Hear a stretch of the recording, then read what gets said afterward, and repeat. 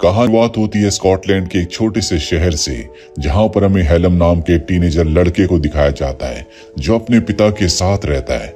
उसके पिता की बहुत बड़ी संपत्ति है। हेलम का एक ट्री हाउस भी है जहां से वो दूरबीन से हर एक पर नजर रखता है। ये उसकी हॉबी है। साथ ही जो कुछ वो देखता है उसे डायरी में लिख लेता है। हेलम अपने घर वापस आता, उसे पता चलता है कि उसकी सिस्टर यूनिवर्सिटी जाने वाली है, जिससे वो बहुत निराश हो जाता है क्योंकि उसकी जिंदगी में पहले बहुत अकेलापन है। वो अपनी सिस्टर, अपने फादर और स्टेप मॉम के साथ रहता है। वो अपनी स्टेप मॉम को बिल्कुल पसंद नहीं करता। आज से 2 साल पहले उसकी मॉम की मृत्यु हो गई थी और वो अपनी स्टेप मॉम को अपनी असली मॉम की मृत्यु का कारण समझता है। रात को उसकी सिस्टर कहती है हम दोनों क्लब चलते हैं। वो मना कर देता है क्योंकि उसे अकेले रहना पसंद है। रात को वो अपनी दूरबीन से पास वाले घर में देख रहा होता है जहां पर एक फैमिली है। वो उनका स्केच बनाता है, तभी उसे नीचे गाड़ी की आवाज आती है। वो देखता है कि उसके डैड और उसकी स्टेप मॉम घर वापस लौट आए हैं। वो उन पर भी नजर रखता है। वो देखता है कि वो दोनों बेडरूम में किस कर रहे हैं। इसके बाद वो अपने ट्री हाउस में सो जाता है जहां पर उसकी मॉम की एक बहुत बड़ी फोटो भी है। अगली सुबह उसकी सिस्टर यूनिवर्सिटी के लिए जा रही होती है। वो हेलम को आवाज देती है। हेलम सुनता है लेकिन वो उसके सामने नहीं आता और जब उसकी गाड़ी चल देती है, हेलम उसकी गाड़ी के पीछे भागता है, उसे आवाज देता है और उसकी सिस्टर उसकी आवाज नहीं सुनती। उसकी गाड़ी आगे निकल जाती है। हेलम अपनी सिस्टर के जाने से बहुत उदास है। अब दिन में जब वो अपनी फैमिली के साथ लंच कर रहा होता है तो उसके डैड कहते हैं कि जिस तरह से तुम्हारी सिस्टर यूनिवर्सिटी गई है उस तरह से तुम्हें भी जाना होगा।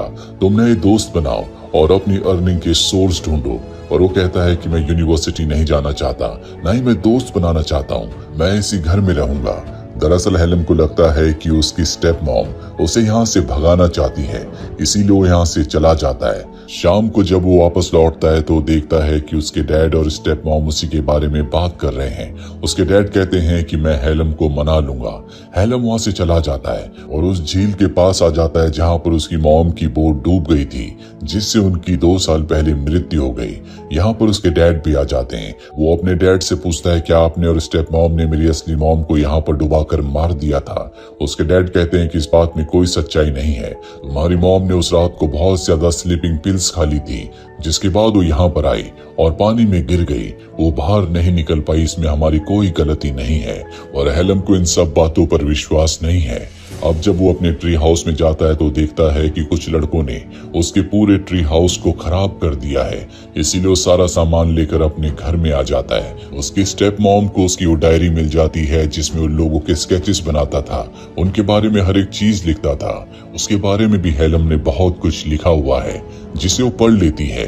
और अब वो हेलम के ट्री हाउस में जाती है जहां पर हेलम है। उसके हाथ जाती है जहां पर हेलम है। उसके हाथ में उसकी डायरी होती है। हेलम कहता है कि ये मेरी प्राइवेट डायरी है। उसकी स्टेप मॉम कहती है कि मैं ये पढ़ चुका हूँ। हेलम को अपनी मॉम की याद आती है और अब गुस्से में वो अपनी स्टेप मॉम के गले को पकड़ लेता है। पर उसकी स्टेप मॉम सच में एक अच्छी इंसान नहीं होती। वो उसे सिड्यूस करना शुरू कर देती है, जिस वजह से हेलम अपने आप को संभाल नहीं पाता और ये दोनों इंटीमेट हो जाते हैं। और अब उसकी स्टेप मॉम उसे ब्लैकमेल करती है कि उसे घर छोड़कर यहाँ से जाना होगा। हेलम के पास अब कोई रास्ता नहीं है। अगले दिन ही वो ट्रेन पकड़कर ईडनबर्ग पहुंच जाता है। वो एटीएम से पैसे निकालने की कोशिश करता है लेकिन उसे पता चलता है कि उसके अकाउंट में एक भी पैसा नहीं है। इसीलिए एक बिल्डिंग के टेरेस पर रात उसे गुजारनी पड़ती है। अगली सुबह जब वो नीचे देखता है, वहां पर उसे एक लेडी दिखती है जिसकी शक्ल हूबहू उसकी असली मॉम की तरह है। वो उसका पीछा करता है और उसका पीछा करते हुए वो बेलमोरल होटल, इस लेडी का नाम केट है और वो इस होटल में एडमिनिस्ट्रेटर के तौर पर काम करती है। हेलम उसे दूर से बहुत ध्यान से देख रहा होता है। केट उससे पूछती है कि तुम्हें क्या चाहिए। वो कहता है कि मुझे जॉब चाहिए, जिसके बाद वो किचन पोर्टर पर उसे जॉब दे देती है। यहाँ पर उसका एक सीनियर भी होता है जो उससे बहुत रूडली बात करता है। दरअसल उसे ये काम बिल्कुल पसंद नहीं है। वो हेलम से कहता है अगर तुम्हें यहाँ पर काम करना है तो मेरी शर्तों पर मेरे तरीके से काम करना होगा। हेलम उसकी हाँ में हाँ मिलाता है और अब शाम को केट का पीछा करता है। वो उसकी बिल्डिंग को देख लेता है जहां पर वो रहती है। उसके पास रहने का कोई ठिकाना नहीं है, इसीलिए उसे फुटपाथ पर ही सोना पड़ता है। साथ ही वो अपनी मॉम की फोटो को भी देखता है। दरअसल वो अपनी मॉम को बहुत मिस करता है। इसीलिए जब भी वो काम पर जाता है हमेशा वो केट को देखता रहता है। अब वो एक दिन केट के घर में चुपचाप अंदर एंटर हो जाता है। उस वक्त जब केट घर पर नहीं होती, वो घर की विंडो से बाहर देखता है, जहां से उसे होटल का क्लॉक टावर साफ साफ दिखता है। तभी उसे किसी के आने की आहट सुनाई देती है। वो विंडो से बाहर चला जाता है। असल केट घर वापस आ चुकी है। वो केट को छुप छुप कर देखता है, क्योंकि ये उसकी पुरानी आदत है। वहीं उसे काम करते हुए बहुत दिन हो चुके हैं, इसीलिए उसका जो सीनियर होता है उससे उसकी दोस्ती हो चुकी है। और अब हेलम सबसे बचता हुआ होटल के क्लॉक टावर के ऊपर चला जाता है, जहां से वो केट के घर को, उसके अपार्टमेंट को आराम से देख सकता है। वो तय करता है कि यहीं पर वो रात को सोएगा, ताकि वो केट के ऊपर स्पाई यानी कि जासूसी कर सके, जैसी उसकी आदत है। और जब वो ऊपर से नीचे आ रहा होता है, तभी सीनियर मैनेजर उसे देख लेता है और वार्निंग देता है कि दोबारा इस जगह पर मत आना, तुम्हारा यहाँ पर आना अलाउड नहीं है। उसके पास आती है और उसका काम करने का एक्सपीरियंस पूछती है। हेलम कहता है कि मुझे यहाँ पर काम करने में बहुत मजा आ रहा है। इन दोनों के बीच में अच्छी बातें होती है। और अब रात होते ही वो क्लॉक टावर पर चला जाता है। दरअसल उसने इसे अपना घर बना लिया है। यहाँ से दूरबीन से वो हमेशा केट के ऊपर नजर रखता है। तभी वो देखता है कि केट के घर में कोई आया है।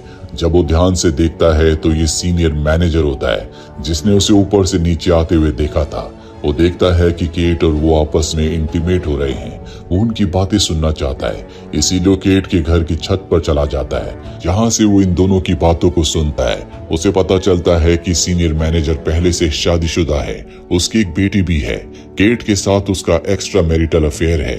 ये सच्चाई जानने के बाद वो बहुत ज्यादा उदास हो जाता है। उसे अपनी मॉम की बहुत याद आती है। वो अगली सुबह गुस्से में पुलिस स्टेशन जाता है और अपनी स्टेप मॉम के खिलाफ वहां पर रिपोर्ट लिखवा देता है कि मेरी स्टेप मॉम ने मेरी असली मॉम को मारा था। इसके बाद वो काम पर जाता है। पूरा दिन काम करने के बाद जब वो ऊपर क्लॉक टावर पर जा रहा होता है, तो सीनियर मैनेजर उसे देख लेता है। वो भी चुपके से ऊपर क्लॉक टावर में पहुंच जाता है। उस वक्त हेलम अपनी दूरबीन से केट को ही देख रहा होता है और अब सीनियर मैनेजर उसे काम से निकाल देता है। हेलम कहता है कि मुझे तुम्हारे और केट के बारे में सब कुछ पता है, मैं तुम्हारी वाइफ को सब कुछ बता दूंगा। पर वो उसकी धमकी से नहीं डरता और उसे काम से निकाल देता है। उसी रात को हेलम होटल के रिकॉर्ड से सीनियर मैनेजर के घर के एड्रेस को निकाल लेता है और अगली सुबह उसके घर पहुंच जाता है। सीनियर मैनेजर जब उसे अपने घर पर देखता है तो डर जाता है और कहता है कि मेरी वाइफ को कुछ मत बताना, इसके बदले तुम्हारी जॉब तुम्हें वापस मिल जाएगी।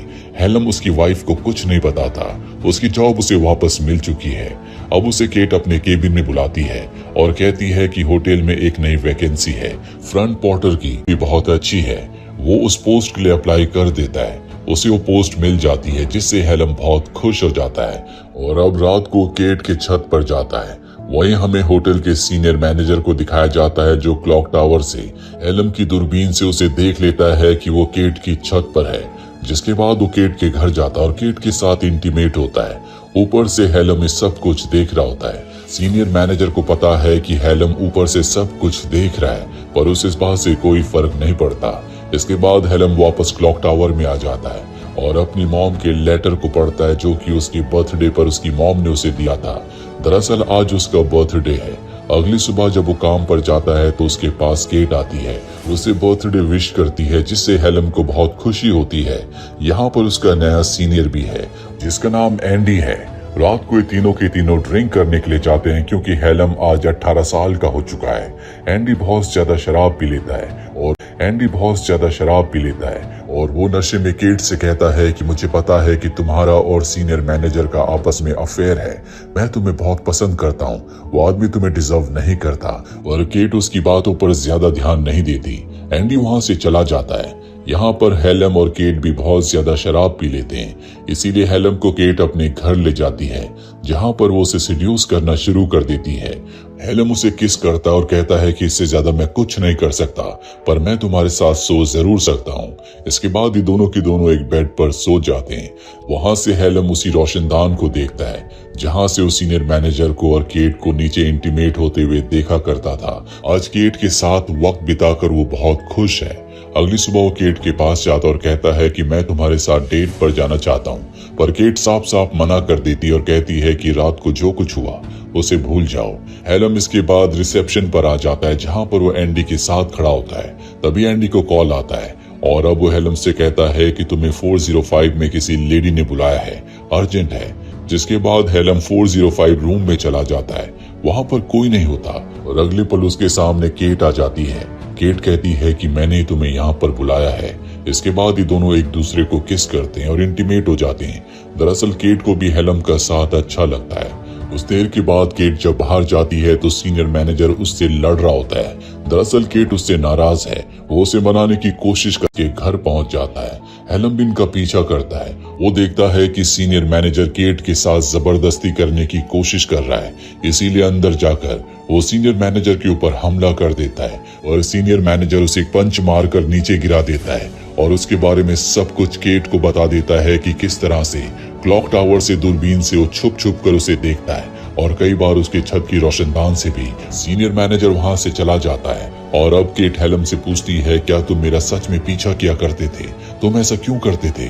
वो बताता है क्योंकि तुम्हारी शक्ल मेरी मॉम से मिलती है। और केट उससे बहुत ज्यादा नाराज है, इसीलिए वो उसे जॉब से निकाल देती है। अगली सुबह जब केट होटल के पास पहुंचती है तो वहां पर हेलम उसका इंतजार कर रहा होता है। वो उससे माफी मांगता है, जिस वजह से केट उसे माफ कर देती है और एक बार फिर से उसे जॉब पर रख लेती है। रात को हेलम केट के घर जाता है। उसके पास उसका सामान भी है और अब वो केट को बताता है कि बचपन से लोगों के ऊपर स्पाई करना मेरी आदत है। साथ ही वो अपनी मॉम को याद करके बहुत ज्यादा इमोशनल भी हो जाता है। केट उसे कंफर्टेबल करती है और अब अगले दिन हेलम उसे दूरबीन दिखाता और बताता है कि किस तरह से वो दूरबीन से उस पर नजर रखा करता था। ये दोनों एक दूसरे के साथ बहुत अच्छा टाइम स्पेंड करते हैं। अब जब हेलम अपने काम पर होता है तो वहां पर उसके डैड और उसकी स्टेप मॉम आ जाते हैं। दरअसल उन्हें पुलिस स्टेशन से उसका पता चला था जहां पर हेलम ने अपनी स्टेप मॉम के खिलाफ रिपोर्ट लिखवाई थी। तभी वहां पर केट भी आ जाती है और जब उसके डैड केट को देखते हैं तो हैरान हो जाते हैं क्योंकि उसकी शक्ल उनकी पहली वाइफ से मिलती है, पर वो उसे कुछ नहीं कहते। दरअसल वो यहाँ पर हेलम से एक डॉक्यूमेंट पर, एक प्रॉपर्टी के पेपर पर सिग्नेचर करवाने के लिए आए हैं। वो हेलम से कहते हैं कि मेरे ऊपर कर्जा है, तुम्हारी मॉम ने अपनी विल में तुम्हारा नाम लिखा है, तुम्हें इस पेपर पर, इस प्रॉपर्टी के डॉक्यूमेंट पर सिग्नेचर करने होंगे। पर वो क्योंकि उसे पूरा विश्वास है कि उसकी स्टेप मॉम ने, यानी कि उसके डैड की जो दूसरी वाइफ है, उन्होंने उसकी मॉम को मारा है। इसीलिए रात को जब वो अकेला होता है तो उसकी स्टेप मॉम के प्रति उसके दिल और दिमाग में जो हेट्रेड होती है वो और भी ज्यादा बढ़ जाती है। वो अपने घर वापस जाता है और अपनी मॉम को कपड़े में बांधकर झील में फेंक देता है, पर जल्दी उसके अंदर की इंसानियत जाग जाती है। इसीलिए वो उन्हें वापस निकाल लेता है, जिससे उसकी स्टेप मॉम की जान बच जाती है। वो उनसे माफी मांगता है। वो गुस्सा होकर वहां से चली जाती है और अब उसके डैड वहां पर आते हैं और कहते हैं कि तुम अपनी मॉम की मृत्यु के लिए दूसरों को ब्लेम कर रहे हो, पर सच्चाई ये है कि तुम्हारी मॉम मेरे साथ नहीं रहना चाहती थी, इसीलिए उन्होंने अपनी जिंदगी का खात्मा कर लिया। इसमें किसी की कोई गलती नहीं है, तुम्हें सच्चाई का सामना करना पड़ेगा। तुम्हारी मॉम ने ऐसा कई बार करने की कोशिश की थी, मैंने उसे कई बार रोका भी, और मैं उससे आखिरी बार बचा नहीं पाया। और यहाँ पर हेलम को एहसास होता है कि उसके अंदर दिल में इस बात का है कि उसकी मॉम हमेशा के लिए उसे छोड़कर चली गई। वो बहुत ज्यादा इमोशनल हो जाता है, इसीलिए वो अपने डैड के गले लग जाता है। अगले दिन हमें दिखाया जाता है कि एक बार फिर से वो इडनबर्ग आ गया है, जहां पर वो केट के घर जाता है और केट उसे अंदर आने से मना कर देती और कहती है कि मैं रिलेशनशिप में अच्छी नहीं हूँ। अगर तुम सच में मुझसे मिलना चाहते हो, मेरे साथ रिलेशनशिप रखना चाहते हो, तो 5 साल बाद आकर मिलना, जब तुम 23 साल की हो जाओगी। हेलम कहता है कि अब 5 साल बाद भी तुम इतनी सुंदर रहोगी। केट के चेहरे पर मुस्कुराहट आ जाती है। हेलम वहां से निकल जाता है। हम उसे इडनबर्ग की सड़कों पर चलते हुए देखते हैं। उसके चेहरे पर सेटिस्फैक्शन और पीस है, क्योंकि जो उसके गुस्से का कारण था, जिस वजह से वो जिंदगी में डिससेटिस्फाइड था, वो उसे पता चल चुका है और अब उन सब चीजों को वो अपनी जिंदगी में बहुत पीछे छोड़ चुका है। ये उसकी जिंदगी की नई शुरुआत है। हर इंसान की जिंदगी में बहुत सारे उतार चढ़ाव आते हैं। हमें इंसान की जिंदगी में बहुत सारे उतार चढ़ाव आते हैं। हमें कभी अपने दुखों को, अपनी पुरानी जिंदगी को अपने साथ लेकर नहीं चलना चाहिए। ऐसा करने से जिंदगी में सिर्फ निराशा आती है। हमेशा हमें नई सोच के साथ आगे बढ़ना चाहिए।